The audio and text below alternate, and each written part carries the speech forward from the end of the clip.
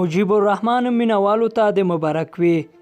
مجيب الرحمن د راشد خان ریکارډ مات کړ.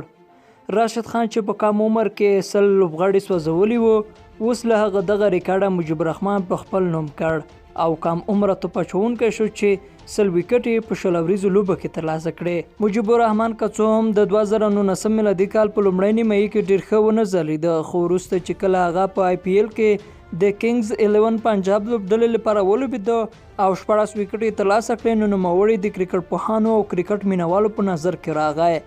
هغه نه یوازې دا چې د سترو لوبغاړو د سوځولو وړتیا لري، بلکې ډېر اقتصادي توپ اچونه هم ترسره کوي او په اورونو کې کمې منډې ورکوي چې دا یې د ښې توپ اچونې نښه ده. هغه نه یوازې دا چې د هند تجارتي لیګ کې ښه وځلېده، بلکې په شل اوریز بلاست سیالیو او د بنګلادیش په تجارتي لیګ کې هم ښه توپ اچونه ترسره کړه.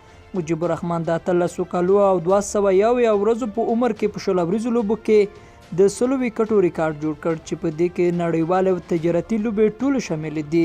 تر دې مخکې راشد خان دغه ریکارډ په خپل نوم لرلو چې هغه د 18 کالو او 360 ورځو په عمر کې په شل اوریزو لوبو کې د 100 وکټو ریکارډ جوړ کړی وو، خو راشد خان په 16 لوبو کې 100 وکټ اخیستې وې او مجيب الرحمن بیا په 90 لوبو کې 100 وکټې پوره کړې. اوس په کم عمره توپ اچوونکو کې چې 100 وکټې په شل اوریزو لوبو کې ترلاسه کړي دي، لومړی نوم د مجيب الرحمن او دویم د راشد خان دی.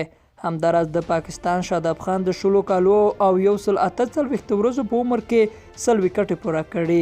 د انګلستان ډین بریکس د 23 کالو او 55 ورځو په عمر کې او د هند چیسپریټ بومرا د 23 کالو او 50 ورځو په عمر کې 100 وکټې اخیستې.